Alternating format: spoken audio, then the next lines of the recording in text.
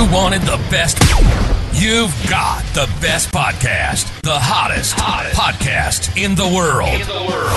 The Chris Voss Show, the preeminent podcast with guests so smart you may experience serious brain bleed. The CEOs, authors, thought leaders, visionaries, and motivators.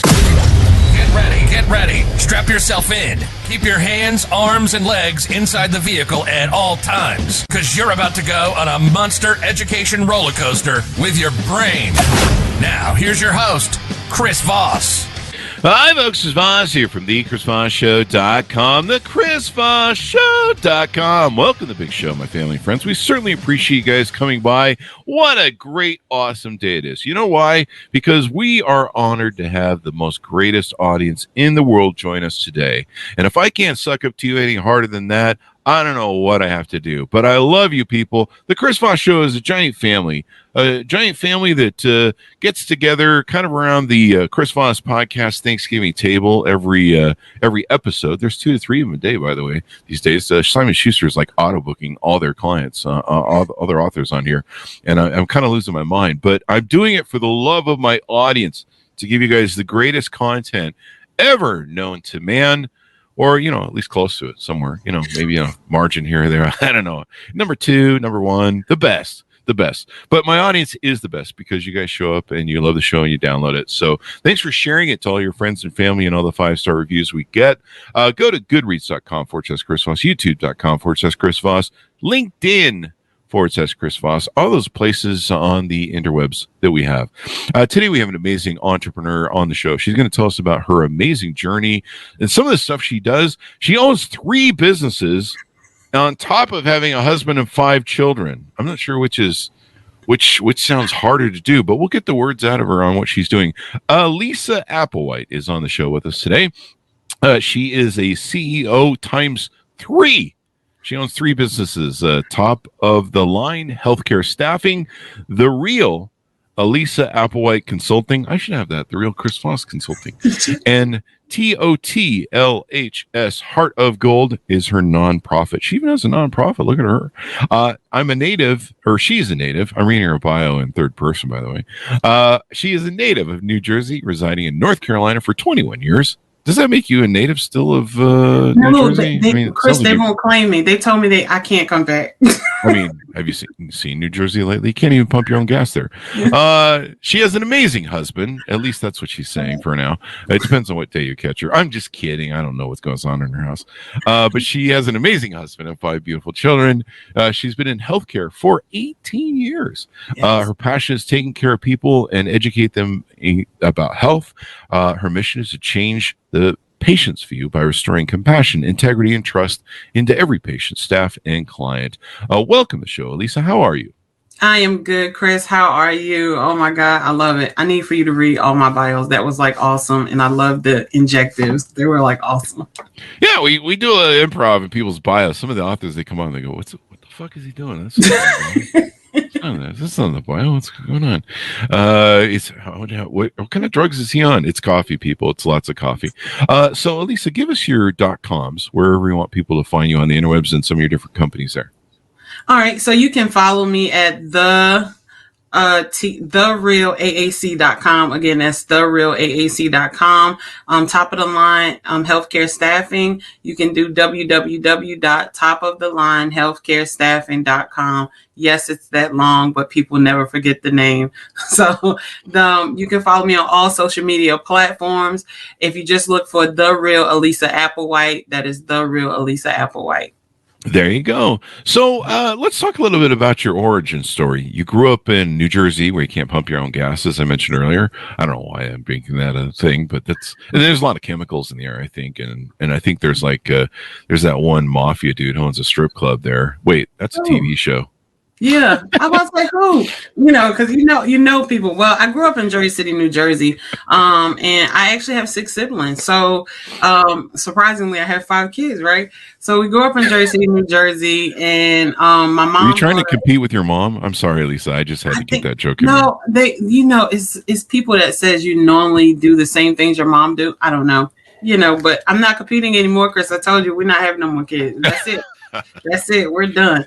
Um, so we grew up in New Jersey, and I actually moved to North Carolina when I was 17. I moved to North Carolina, and my mother was pretty much just like, where I go, you go. So she moved to North Carolina with her husband, and I hated it. Oh my God, Chris, I hated it because it wasn't a store. You had to drive to everything in North Carolina. Like, you couldn't just walk to the bodega and get you a sandwich or something. So it was so different. But I knew it was a great atmosphere to raise my son, because I had my son when I was 14.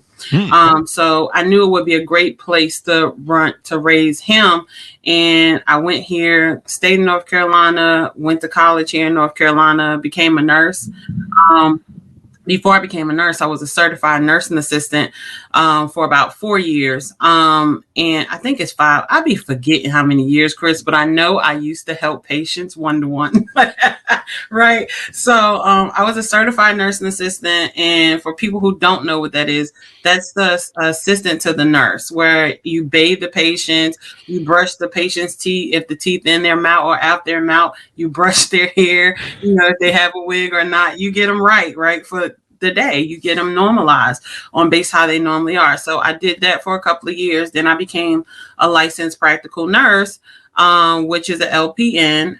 And that is primarily the nurse who works in nursing homes and doctors' offices. And then I became a registered nurse, because they always have this joke in nursing, like, hey, so if you're an LPN, you're a low paid nurse.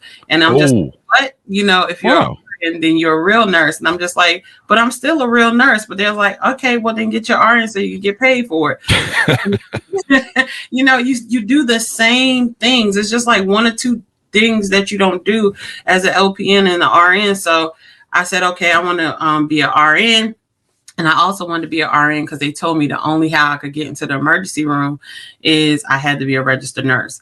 And I knew that God prepared me, like made me to be an emergency room nurse, because I loved it. I loved the shootings. I love the stabs. I love the patients that overdose. Anything that I could save a life right away, that was me. That's awesome. Yeah, I did that I did nursing altogether for 14 years. And I traveled as a nurse for 7 years. Let's see, I apologize. I thought I put down do not disturb. So we did travel nursing for about 7 years, and I traveled COVID for 2 years. I'll tell you about that a little bit later.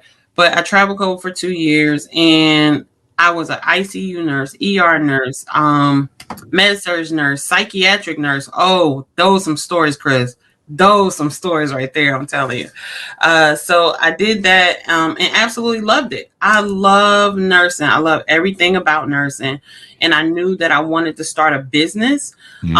And I had a very good friend that I went to nursing school with who started the same business I did, which is healthcare staffing. And she coached me and mentored me and taught me to connect to the right people. And then in 2021, we started Top of the Line Healthcare Staffing. Wow. And so you guys provide staff, nurses for companies that need to fill up and stuff. I imagine you probably have a book or two in you from your COVID experiences of traveling and nursing. I do. I have a book actually coming out. It's not about the COVID experience, but it's how to show healthcare staffing owners how to target premium clients. So they can create 7 figures in their business. Because along my journey, I met a lot of healthcare staffing owners that's been in business longer than me and don't have clients. And I'm just like, I don't understand. But maybe I can motivate and help. And that's how the consulting baby came about. But what we do is we staff nurses, CNAs, LPNs, RNs, respiratory therapists, CRNAs, and nurse practitioners in hospitals. So like Duke Hospital, UNC hospitals, and nursing homes that also need assistance, and then doctors' offices that need assistance. So most hospitals and doctors' offices are integrated.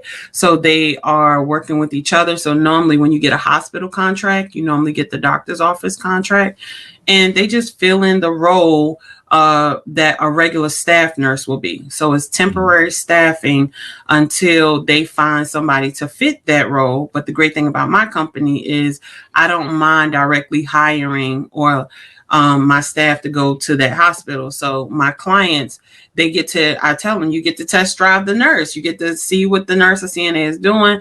And if you love them and it's a good fit for them and it's a good fit for you, I'm not a staffing agency that be like, oh, no, you can't have my staff.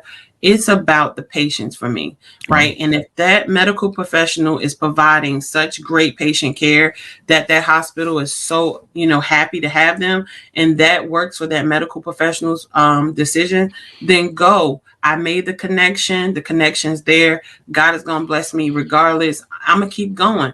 But that is my goal, is to make sure that we are getting medical professionals at the bedside that is caring for patients when the door is closed, Chris. Because when the door is closed, you could get a different type of medical professional any day of the week. And you want that person to have that integrity, that professionalism when the door is closed. Because that's what matters, is how I treat you, not how I perform to get into a business, not how I perform in front of a bunch of group of nurses or medical professionals, but how I perform when I'm privately with the patient. So that is what we target with Top of the Line. I love how you have that metric. I have a sister with MS and now dementia from the MS who's been in a care center for a long time. She's been in about 5 or 6 care centers. And the care is many times, it depends upon the nurse, atrocious. My mom advocates for and goes almost up every day. And, the facilities have reached a point where they're hiring all these temp workers because they pay so horribly, they can't get good workers, which is ironic because they're paying more for the temp workers. And it's just, the business model is just insane, and they're bought out by all these big companies when they used to be family owned. But yeah, the level of care and the horror stories that I've seen and heard when it comes to some of these facilities, and like you say, when the door is closed, when no one's paying attention or they're understaffed, it's insane, some of the stuff that goes on. And sadly, in these care centers, like, the families aren't checking in to advocate for them like they would a hospital. So I feel your pain on that one. And see, that's what I express to people. Like, everybody has some type of patient story in their lives or have been a patient themselves. And that matters, right? Because if you are that person in that bed, like, with the MS, if your sister, she got MS, she got dementia. When I hear MS and dementia, she don't know what's going on a daily basis, right? She has to be reminded on, hey, brush your hair, brush your teeth, let's go to the bathroom, right? And that takes a medical professional with compassion to just say, I'm going to actually do it for you. I'm going to actually remind you to do it. And dementia patients, you have to remind them multiple times. I mean, it could be 10 or 20 times in 1 hour, but you got to have the compassion to remind them, say, hey, no, this is your room. No, this is where we're going to sit down and eat. And that's the medical professionals that I'm breeding. Like, that is the ones that when I asked God, I said, and this is where the COVID comes in, right? When I was doing COVID travel, I've always been passionate about healthcare, but it took me to another level when I did the COVID travel. And we traveled to New York. I did Texas, and I did California. I did a lot of California travel as COVID, and we worked 60 to 70 hours a week. And I'm not going to lie, Chris, it was probably 10 to 15 body bags that we put patients in per day. And that was enough to mentally drive anybody crazy, right? So I seen that medical professionals that were so happy and thrilled to go to work were just like, man, am I even going to make it out here to see my family? I've lost some friends as well who died and left kids and husbands and stuff. So I remember particularly this one patient, 19-year-old person. And I was taking care of them, and the doctor was just like, Alisa, we're going to have to turn off the machine because the vent. We're going to have to turn off the vent because, it's just not, the comorbidities and stuff is just not working. So we're going to have to turn it off. And I remember crying and praying and just like, what, God, if I make it out here alive with my 5 kids and my husband, and I left home when my daughter was 6 months, right? Wow. So I left for 2 whole years off and on home. So I'm like, God, if I make it out here, I promise you, any dream that I have, any dream or goal that these people have that I'm putting in this body bag, God, I'm just going to live it to the fullest. I'm going to live my life to the fullest. I'm going to wear every piece of clothing I have, every piece of jewelry, like, God, just let me make it out here. And it's crazy because I made it out for some reason. And I think the purpose is, of course, here is targeting the world. But when we made it out, I come home to my husband, Chris, right? And this is why he's so amazing. And I'm just like, oh, we're taking everything we have. We're taking our savings and starting a business. And he was like, wait, I don't think this is the time, because the world has shut down. He's like, no, like not all of our savings. That was all of our savings. And we're starting this business. And he's just like, you know what? You're jumping off a cliff. I'm gonna jump with you. And nice. That is awesome. Yeah, we jumped off a cliff, and 2 years later, we have a very, very successful healthcare staffing business. And what COVID taught me was I had a lot of patients. I had one patient in particular who had a rosary. And they held on to that rosary. And I mean, it meant the world to them until we had to intubate them. And then they eventually passed away.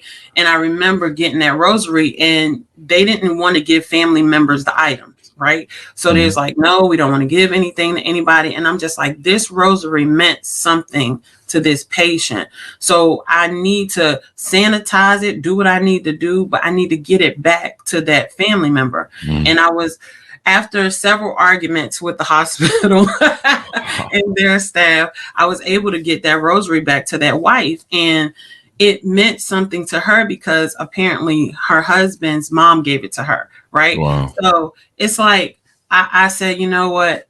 We hold stuff so dear. We buy all these name brand clothes, these cars, and all this fancy stuff. And at any moment, what COVID showed me, it could be gone from you, right?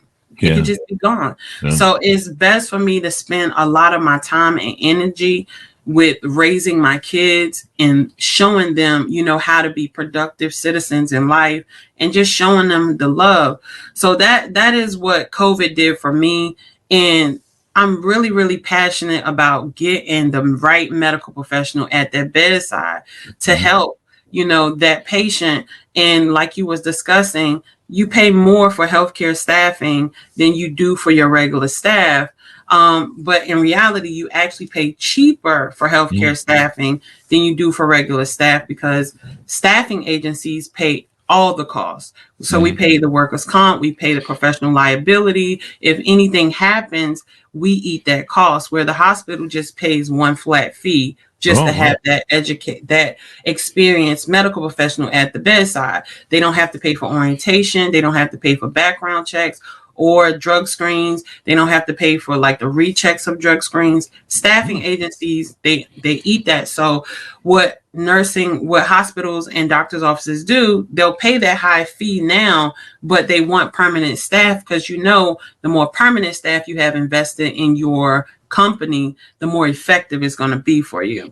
Most definitely. And it sounds like you really look for high integrity. And, most people, I think they're in the nursing business, at least that's my impression, are people who really care about doing a great job. They care about human beings. They want to help people. It's something that is important to them. I mean, it's certainly a career that's vaulted because I couldn't do it. I can't deal with blood. I can't deal with anything to do with the human body that doesn't involve me just putting food in my pie hole in my face. But I can't do it. I can never draw someone's blood. I pass out when they draw my blood. So there's that. So tell us how people that might be listening can get involved with your company. You hire top medical staff, and people can also companies can hire your staff, and then of course people can apply to be part of your team. What sort of medical people, what are some of the terminologies, CNAs and stuff like that people can use to hire you? Okay, so actively we are hiring registered nurses and licensed practical nurses. We have CNAs that we are at our max at right now. So It's been amazing. 2 years for us will be May of this year, 2023. And in this 2 year period, we actually staff 230 nurses. We staff 70 different clients. We can operate in New York, New Jersey, but we only do North Carolina right now. And we just looked at our 2 days ago. Last week, we looked at our applicants and we had 4,291 people to apply. So we want to make sure that we are targeting those people. So I always tell people, you can go to the website at www.topofthelinehealthcarestaffing.com and, get in there. But we are processing applications. We do testing for our medical professionals to make sure we are making sure they are passing our personality and compassionate testing as well. We want to make sure that we're putting the best person at their bedside, and it's not at a cost of the patient. That has to stop. It has to stop, and it stops with me having this platform. So you can reach out to us at www.topofthelinehealthcarestaffing.com, and then we can talk about the baby, which I absolutely love. This is our nonprofit. It's called TLTLHS Heart to Go Inc. This came about because Chris, literally, my accountant said, you're going to give away the money, so you might as well start a nonprofit. So that's how we did it. So we have a lot of incentives that we give to our medical professional and top of the line business. And we started a nonprofit so we can continue those incentives. And one of the things that we're really, really passionate about is, I remember in COVID sitting on the ICU floor and on the laptop document, and I'm just like, what if they had some type of event for medical professionals that just celebrated them and educated them on how to manage their finances and gave them a little bit of debt assistance to help them push, so you don't have to be that medical professional like I was, walking to work or riding a bike to work. I remember those days, I remember being homeless. Like, I remember all of those days. And I'm like, what if you had an event that celebrate medical professionals and allow them to tell their story and people to listen to them? So that's what we did. We did the Heart to Go Gala. That is in November of 2023. It's going to be held in Charlotte, North Carolina. And Chris, I will definitely send you an invite. Sure. To come. So it's going to be held in Charlotte, North Carolina. And what we do is celebrate 52 medical professionals. They get a chance to get up and tell their stories about, their experience in healthcare. These medical professionals come highly recommended from our clients. Like, they're the top of the top of the top of the line. And 5 of them get a chance to walk away with $5,000 of debt assistance. They also get a financial person to connect with them and show them on how to manage their money, how to apply the $5,000 to their debt to help decrease their debt. They also get connected with a credit specialist, and this is all over a 5-month period that helps them learn how to look at their credit, the importance of their credit, and how to take that money to help decrease their debt to income ratio. And if they don't own a home, because the new initiative for 2023 is 100 homes for 100 medical professionals.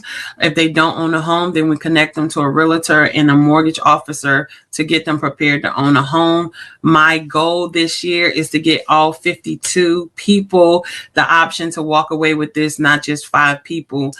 So I am going to be broadcasting this every time I open my mouth, because medical professionals go through so much. And Chris, when you said I can't deal with blood, the story that came in my story was, if he can't deal with blood, maybe I should tell him about the patient that used to write his ABCs with his feces on the wall. Oh, clean it up. Wow. Well, that's Wednesdays around here. So he would, before he would do it, he would start writing the A's on the wall. And I'm like, oh, he needs to be changed.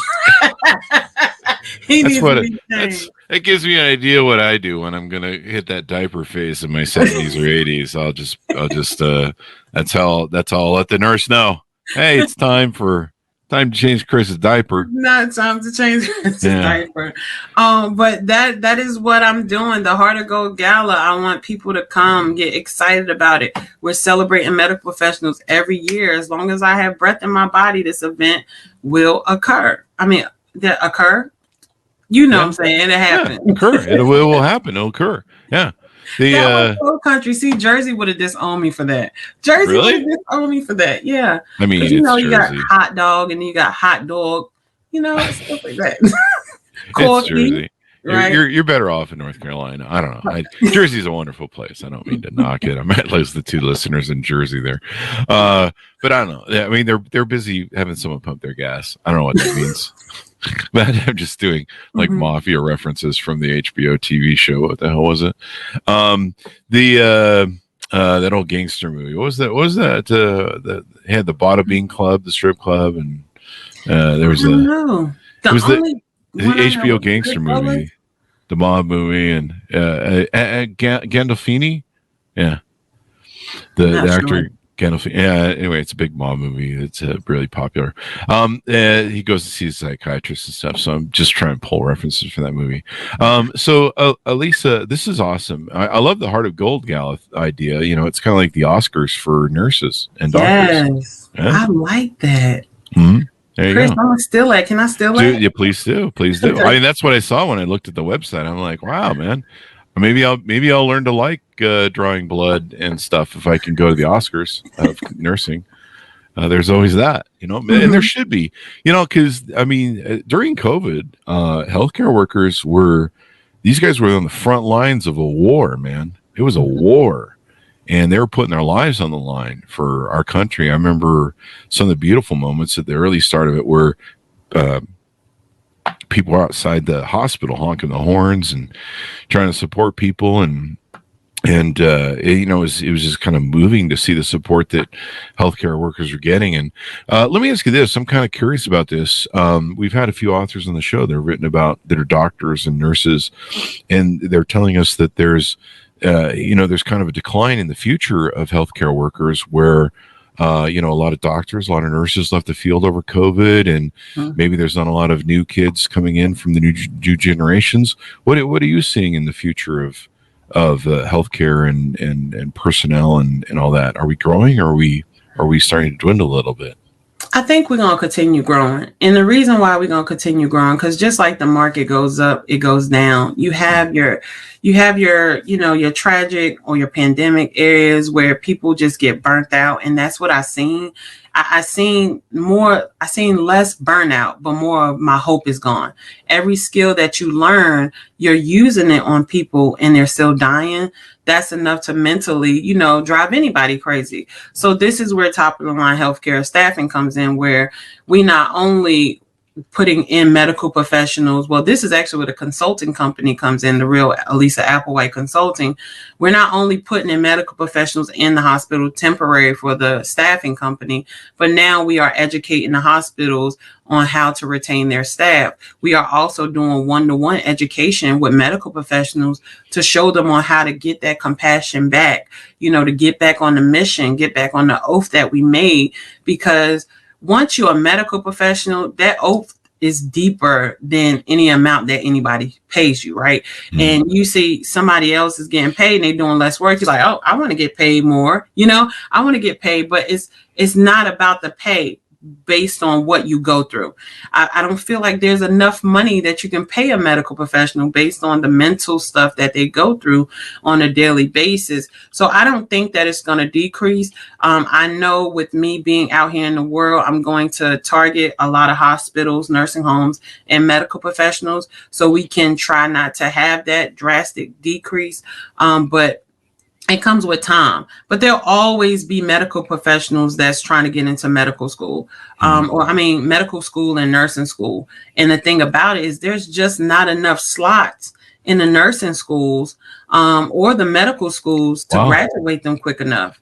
You have a lot of people that apply, you know, to these schools and they only have this amount of slots. And then you got to wait a whole nother year. Some people don't wait another year. They go into other professions. Wow. You know, so I think that if they come with me to consult them appropriately, these colleges and hospitals, I can get them some more medical staff. They just got to come get me, you know? There you go. And they can do that at your other site, right? The real Alisa Applewhite Consulting. Yeah, therealaac.com. There you go. Yeah. There you go. And so you've got different packages on there, products that you have up for things, education for life. People can go there and then of course they can, I guess, get in touch with you and do one-on-one consultations with you. Yes, definitely. If they want to do one-on-one consultations, they can. We do have 15-minute free consultations just to make sure that we're a fit. And if we're not a fit, because I make sure I network so heavily, I always connect them to the right people. There you go. Networking is really important and really smart too, as always. Anything more we haven't discussed on everything you do there with your 3 different companies? No, I think we discussed everything. I just want people to know that like compassion is everything for me, and compassion can't be taught. You have to have it. And once you have it, then I can revitalize it, bring it back to life. Right. But some people, they just like, I ain't got time for that. And if you don't have time for that, then don't be in healthcare. I mean, there's other jobs, there's other jobs. But with this mission, Chris, we are going to help medical professionals who felt like they lost it, felt like they lost the hope, felt like they lost the skills, regain it, and get back out there and take care of patients. Because at any moment, right now, while I'm talking to you, right now, while you're talking to me, I can have a heart attack, you can have a stroke. We both patients. Who's going to take care of us, Chris? Who's going to do it? I hope it's you, because I can't take care of anybody. I'd be like, I'll call 911, but I'm not going to take your blood because I'll pass out. Well, we want to make sure that somebody is prepared to take care of us. Exactly. Who can take blood without passing out? Exactly. Because then that's 2 patients. That happened to me so many times where you're like, hey, look, can you tolerate blood? Because I'm not taking care of 2 people. I'll put you in the next bed. That's why I appreciate healthcare workers, because they can do stuff I can't. My brother went to school to be a doctor, and I'm just like, good for you, man, because I could never, I start losing my mind if I'm not so bad as I used to be, but it used to be if I didn't have a big meal, I'd start getting woozy after having my blood taken. I'd be like a big baby. Just even getting like the COVID shots, I was like, oh God, don't hurt me. Don't hurt me. I'm like a big boob when it comes down to any of that sort of stuff. I go from being a man to just a baby going, don't stab me with a needle. It's gonna hurt. The best thing, Chris, is to see a muscle bound man like all they do is in the gym all day, and you pull out that needle and they just start crying. You be like, I always say, somebody pranking me. Is Ashton Kutcher around? Like, what's going on? Like, this is so funny. And they'll start crying, and you have to remain professional. And at one point, I'm just like, look, if you could pick up 500 pounds, you could take this needle, okay? You gotta love it, man. You gotta love it. Yeah. Well, this has been wonderful to have you on, and I'm glad there's people like you, Alisa, in the business doing this and making the business better, because we need more nurses, because I think we lost a few during the business, and more doctors and stuff. So when I reach the age where I need to start seeing the doctor on a regular basis, I want to be able to have somebody there, because otherwise, I don't want to have to take my own blood. That was right. Well, call me, Chris. We will. I will call you. I'll get you personal staff, sir. That's right. That's right. I didn't get rich enough. I'll just hire my own staff to be in my house, and they can take my blood. And I think there's a guy doing that. He's like, he's like, he spends $2 million a year to have his own staff and his own systems set up in his home, and he's like, he does, the perfect eating. He's trying to live forever, I guess, which is kind of delusional, when you think about it. But hey, man, if you want to spend $2 million to see if you can pull it off, good for you. Man. Have fun with that. I don't think I'll charge you $2 million a year. That's a lot of money, Chris, for one person. He's doing a lot of stuff that he's trying to do all this Fountain of Youth sort of holistic crap, and they're constantly monitoring him and checking him and stuff. And I don't know, man. I got to 55 without seeing the doctor very often, and I just have a thing where I just like try not to see them as much as possible, and it seems to be working for me. So just like that. But I evidently am blessed with some good genetics, so I have that. That, and I don't do stupid shit like go skiing and stuff like that. End up sliding into a tree. Anyway, Alisa, give us your plugs, your .com, so people can find you on the interwebs and get to know you better. Okay, you can find me at www.theprieminentepodcast.com. topofthelinehealthcarestaffing.com. That's www.topofthelinehealthcarestaffing.com, or you can find me at www.therealaac.com /gala. I want everybody to go to that one. Definitely go to that one. So www.therealaac.com /gala, so you can register for the gala, y'all. I'm excited. Thank you so much, Chris, for having me. And thank you for coming. We really appreciate it. It's been fun and funny. We need to have an Oscars that's for the nursing and healthcare. Screw those Hollywood people. Screw those people. Yeah, let's have put the Oscars of nursing on TV. Mm-hmm. Let's have a big celebration like the Academy Awards, red carpet, and all that sort of stuff.